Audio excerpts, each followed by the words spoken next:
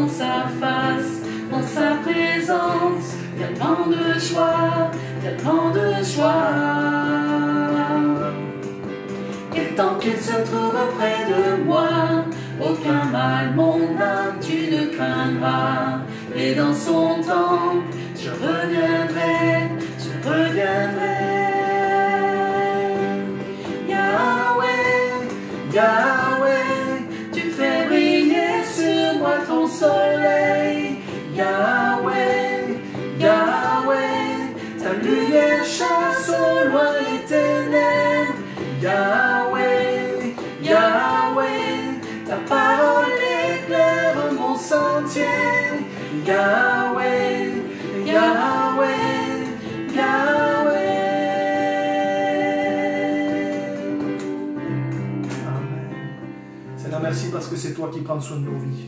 C'est toi qui conduis nos vies. Tu es le bon berger comme nous venons de le chanter.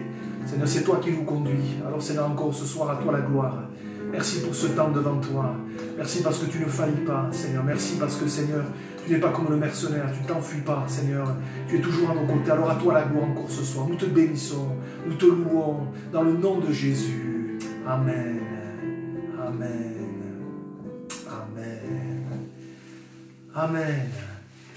Voilà, eh bien, ce soir, je voudrais peut-être terminer la pensée qu'on a débutée depuis lundi. Alors, je vous rappelle un petit peu cette pensée. Je vais faire un petit récapitulatif. On s'est arrêté sur cette parole. Dieu change le mal en bien encore aujourd'hui. Alors, lundi soir, on a vu tout un tas d'exemples dans la Bible où Dieu a changé le mal en bien, où Dieu a changé la malédiction en bénédiction. Je ne vais pas y revenir.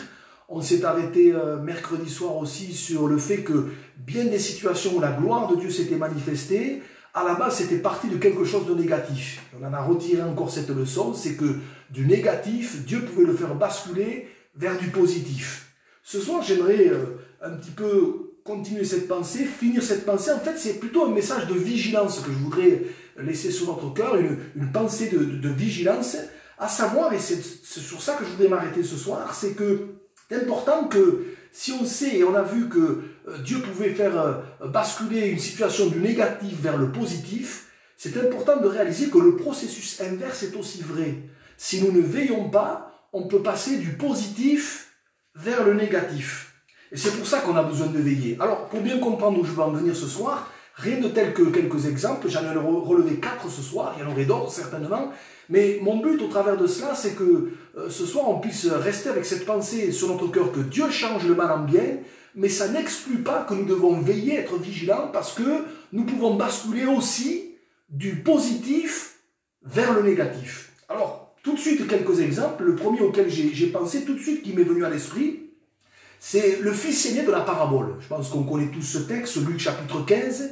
On se rappelle de son frangin qui est parti avec pertes et fracas pour un pays éloigné. Et puis après maintes et maintes péripéties, il a fini par revenir. Et puis vous vous rappelez que ça a été une fête mémorable, le père s'est réjoui, il y avait des danses, il y avait de la musique. Et là, il y a la réaction du fils aîné. Et il y a quelque chose qui m'interpelle dans ce qu'il va dire, dans ce qu'il va prononcer, je vais vous le lire, c'est dans Luc chapitre 15, verset 29. Il va nous dire il nous a dit ceci, c'est qu'il répondit à son père qui était sorti pour le prier d'entrée. Il va lui dire ceci: voici, il y a tant d'années que je te sers sans avoir jamais transgressé tes ordres et jamais tu ne m'as donné un chevreau pour que je me réjouisse avec mes amis. Et quand ton fils est arrivé, celui qui a mangé ton bien avec des prostituées, c'est pour lui que tu as tué le veau gras.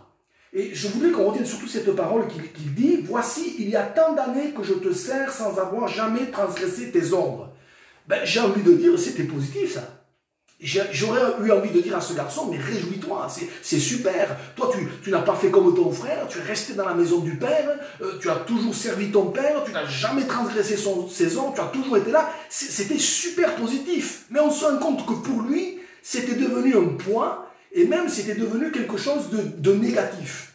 Et l'enseignement que je voudrais en retirer concernant cet exemple-là, c'est celui-ci pour nous ce soir. Mon frère, ma soeur, mais sachons nous réjouir si peut-être depuis des années, nous sommes toujours dans la maison du Père. Sachons nous réjouir si nous sommes toujours dans l'église, si nous sommes toujours dans le service de Dieu, quel que soit ce que nous faisons. Sachons nous réjouir de tout cela si ça fait des années et des années que nous connaissons le Seigneur, que nous sommes toujours debout. Mais tout ça, c'est positif. Tout ça, c'est une grâce.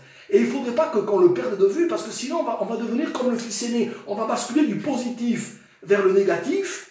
Et ça, c'est la porte ouverte à l'aigreur. C'est la porte ouverte à l'amertume, c'est la porte ouverte à la critique, enfin, c'est la porte ouverte à tout un tas de choses qui ne nous béniront pas, mais qui nous tireront plus vers le bas que vers le haut. Et ce soir, déjà là, concernant ce premier point, j'aimerais vraiment nous encourager à nous réjouir si on est toujours debout dans le Seigneur, si on est toujours debout malgré les épreuves, malgré les difficultés, si on est toujours dans la maison du Père, eh bien, bénissons Dieu, qu'on ne soit pas comme ce fils aîné, hein, que ce qui est positif reste positif, et que ça ne bascule pas dans le négatif. Vous voyez, si on ne veille pas, on peut perdre cette joie de le connaître, on peut perdre cette joie de marcher avec lui, et ça serait dommage. Un autre exemple auquel j'ai pensé, c'est David, dans l'Ancien Testament, quand il a chuté.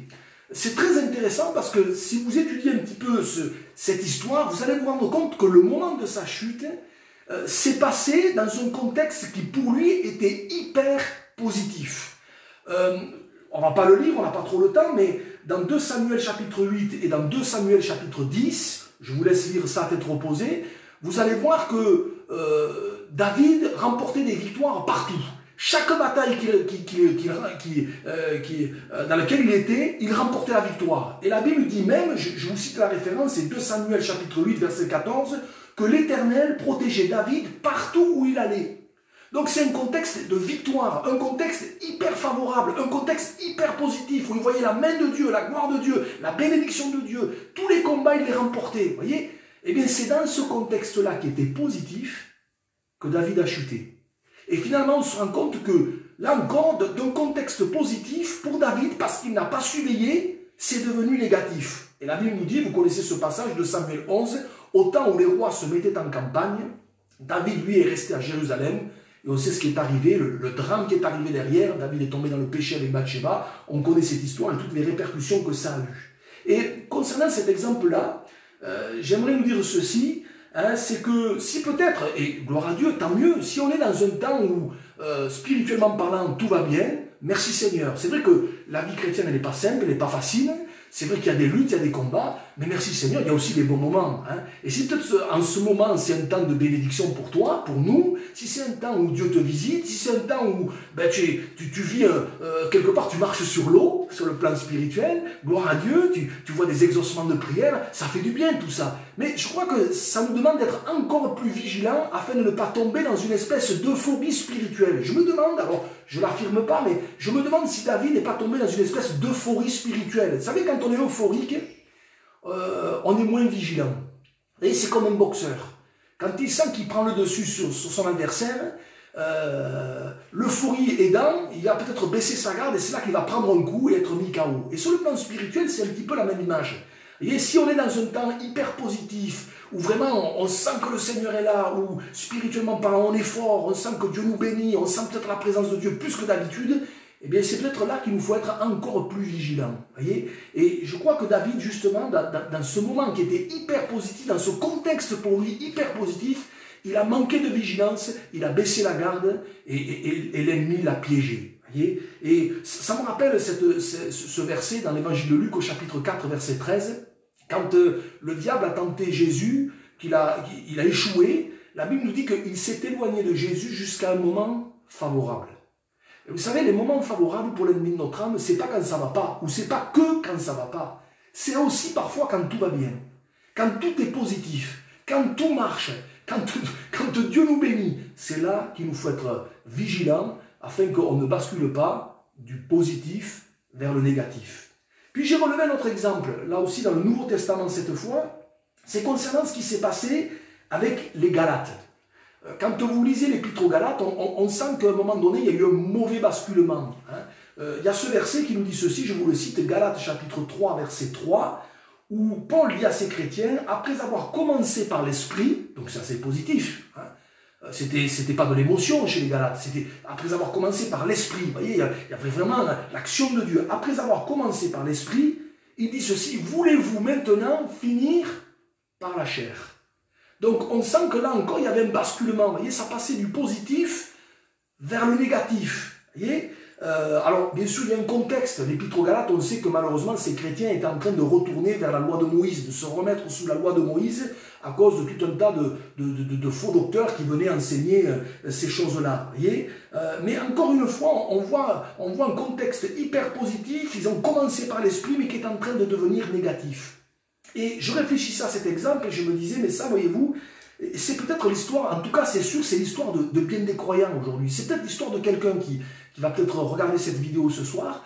Peut-être tu as bien commencé avec Dieu, mais tu es en train de perdre pied. Peut-être tu as marché avec Dieu pendant des années, tu as commencé par l'esprit, tu as vraiment été visité par Dieu, tu as fait une expérience de conversion avec Dieu, tu as cheminé avec lui pendant des années, et puis au travers de diverses circonstances, au travers des aléas de la vie, peut-être la chair, avec ses doutes, avec ses caprices, avec ses désirs, avec ses envies, a repris le dessus. Et peut-être tu es en train petit à petit de perdre ce zèle pour Dieu, ce feu du premier amour pour le Seigneur. Alors j'aimerais ce soir peut-être t'appeler à un sursaut. Si c'est le cas, si peut-être tu es dans ce basculement, en tout cas le même que les Galates, bien peut-être ce soir Dieu veut se servir de ce petit temps pour qu'il y ait un sursaut. pour qu'il y ait peut-être comme un réveil, pour dire, mais Seigneur, secours-moi, Seigneur, je ne veux pas me laisser aller, je veux pas tomber. J'aimerais te dire qu'il n'est pas trop tard.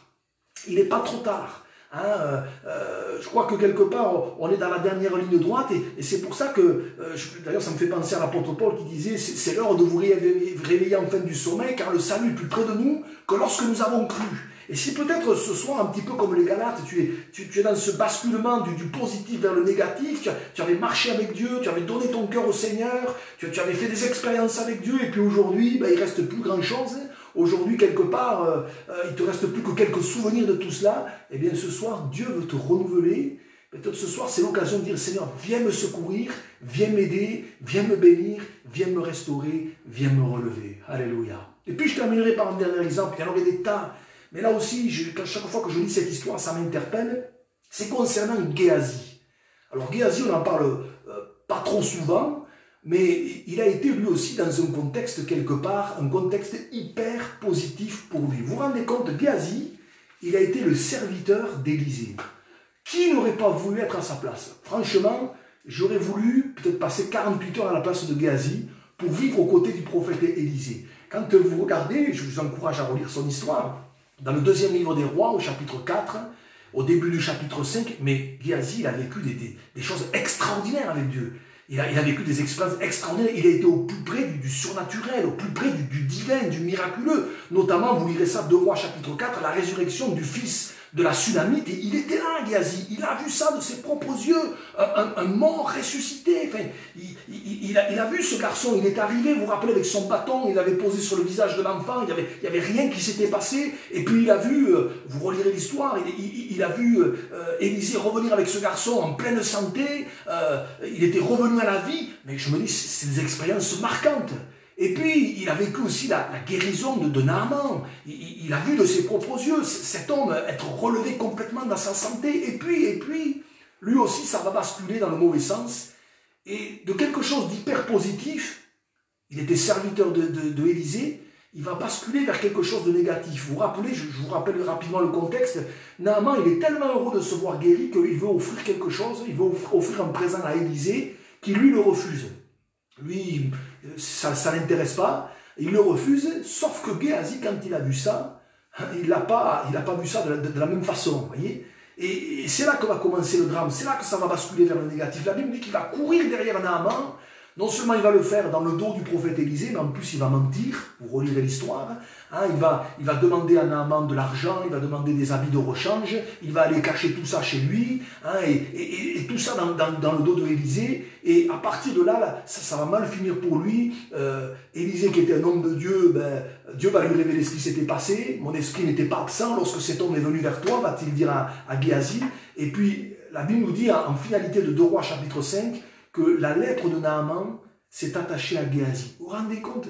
Avoir été serviteur d'Élisée, être au plus près du surnaturel, du miraculeux, de la gloire de Dieu, et puis finir avec la lèpre de Naaman. Il a basculé du négatif, du positif, pardon, vers le négatif. C'est comme si chez Géasi, les priorités du monde, l'état d'esprit du monde, la façon de fonctionner du monde avaient repris corps en lui. Et chaque fois que je lis son histoire, je me dis, mais c'est fou, pourquoi il a fait ça? Est-ce que Dieu n'avait pas pourvu pour lui et pour Élisée jusque-là? Est-ce que Dieu n'avait pas étendu sa main? Est-ce que Dieu n'avait pas été bon pour eux? Pourquoi il a fait ça? Pourquoi il a fait ça? Voyez? Et je crois que si on ne veille pas, on peut tomber dans un même basculement. Voyez? Comme si Dieu ne prenait plus soin de nous, comme si Dieu ne s'occupait plus de nous, comme si Dieu n'était plus fidèle, et on se remet finalement à fonctionner comme notre ancienne vie, comme avant. C'est dommage, voyez. Et je crois là encore que c'est un appel à la vigilance pour nous. Dieu nous a bénis jusque-là, Dieu il a pourvu. On pourrait dire que jusqu'ici l'Éternel nous a secourus. Alors gardons ça sur notre cœur. Les bontés de l'Éternel, elles se renouvellent chaque matin. Et ne basculons pas vers quelque chose de négatif alors que Dieu nous a bénis jusque-là. Alors je vais m'arrêter là ce soir. Je pense que vous avez compris la pensée ce soir, mais vraiment, je voudrais qu'on garde de toute cette semaine vraiment tout ça, c'est que Dieu change le mal en bien. C'est que d'un mal, Dieu en fait un bien, d'une malédiction, Dieu est capable de la changer en bénédiction.